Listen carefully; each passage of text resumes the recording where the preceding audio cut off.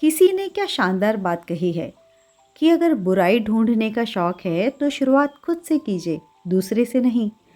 नमस्ते दोस्तों, साहित्य सरगम चैनल पर आपका स्वागत है। आज एक छोटी सी कहानी लेकर फिर से हाजिर हूँ आपके सामने। कहानी का नाम है मन का दर्पण। कहानी है एक गुरुकुल की। एक गुरुकुल के आचार्य अपने शिष्य की सेवा से इतने प्रभावित हुए कि विद्या पूरी होने के बाद जब शिष्य विदा होने लगा तो गुरु ने उसे आशीर्वाद के रूप में एक दर्पण दिया।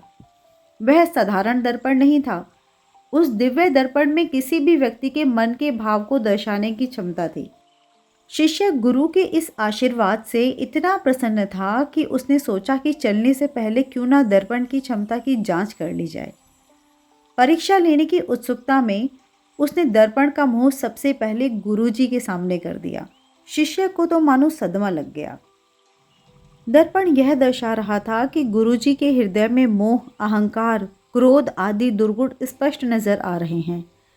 मेरे आदर्श, मेरे गुरुजी इतने अवगुणों से भरे हैं, यह सोचकर वह बहुत दुखी हुआ।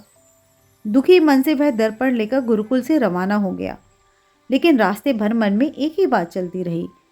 जिन गुरुजी को मैंने समस्त दुर्गुणों से रहित एक आदर्श व्यक्ति समझता था, लेकिन दर्पण ने तो कुछ और ही बता दिया। उसके हाथ में दूसरों को परखने का यंत्र आ गया था, इसीलिए उसे जो भी मिलता उसकी परीक्षा ले लेता। उसने अपने कई इष्ट मित्रों और अन्य परिचितों के सामने भी दर्पण रखकर उनकी परीक्षा ली। सबके हृदय में कोई न कोई दुर्गुण अवश्य दिखाई दिया। जो भी अनुभव रहा सब दुखी करने वाला। वह सोचता जा रहा था कि संसार में सब इतने बुरे क्यों हो गए हैं।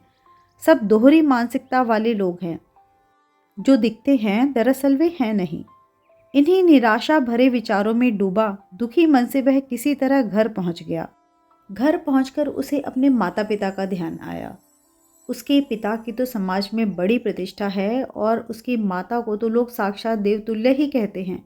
उसने सोचा क्यों ना इनकी परीक्षा ली जाए। उसने उस दर्पण से माता पिता की भी परीक्षा कर ली और उनके हृदय में भी उसे कोई ना कोई दुर्गुण दिखा। उसने सोचा ये भी दुर्गुणों से पूरी तरह मुक्त नहीं है। सारा संसार मिथ्या पर चल रहा है। अब उस बालक के मन में बेचैनी सहन के बाहर हो चुकी थी। उसने दर्पण उठाया और चल दिया। गुरुकुल की ओर शीघ्रता से पहुंचा और सीधा जाकर अपने गुरुजी के सामने खड़ा हो गया। गुरुजी उसके मन की बेचैनी देखकर सारी बात का अंदाजा लगा चुके थे। शिष्य ने गुरुदेव से विनम्रता पूर्वक कहा, गुरुदेव, मैंने आपके दिए दर्पण की मदद से देखा कि सबके दिलों में तरह तरह के दोष हैं। कोई भी दोष रहित सज्जन मुझे अभी तक क्यों नहीं दिखा। क्षमा के साथ कहता हूँ कि स्वयं आप में और अपने माता पिता में भी मैंने दोषों का भंडार देखा। इससे मेरा मन बड़ा व्याकुल है। तब गुरुजी हंसे और उन्होंने दर्पण का रुख शिष्य की ओर कर दिया। शिष्य दंग रह गया। उसके मन के प्रत्येक कोनों में राग, द्वेष, अहंकार, क्रोध जैसे दुर्गुण भरे पड़े थे। ऐसा कोई कोना ही ना था जो निर्मल हो। गुरुजी बोले, बेटा, यह दर्पण मैंने तुम्हें अपने दुर्गुण देखकर जीवन में सुधार लाने के लिए दिया था, ना कि दूसरों के दुर्गुण खोजने के लिए।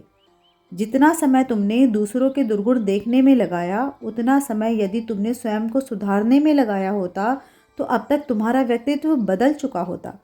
बेटा, मनुष्य की सबसे बड़ी कमजोरी यही है कि वह दूसरों के दुर्गुण जानने में अधिक रुचि रखता है, स्वयं को सुधारने के बारे में नहीं सोचता। इस दर्पण की यही सीख है जो तुम नहीं समझ सके। कितनी बड़ी बात कही गुरुजी ने। बेशक संसार में दुर्गुणों की भरमार है, परंतु हम में भी कुछ कम अवगुण तो नहीं। किसी और में दोष खोजने से बड़ा अवगुण और हो ही क्या सकता है। यदि हम स्वयं में थोड़ा थोड़ा करके सुधार करने लगे तो हमारा व्यक्तित्व परिवर्तित हो जाएगा। लेकिन दुर्भाग्य, हम ऐसा करते नहीं।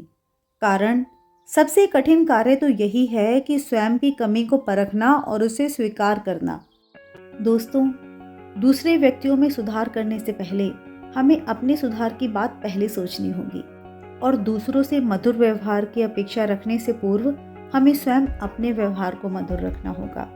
कहानी सुनने के लिए आप सभी का बहुत बहुत धन्यवाद। जल्द मिलूंगी एक नई कहानी के साथ।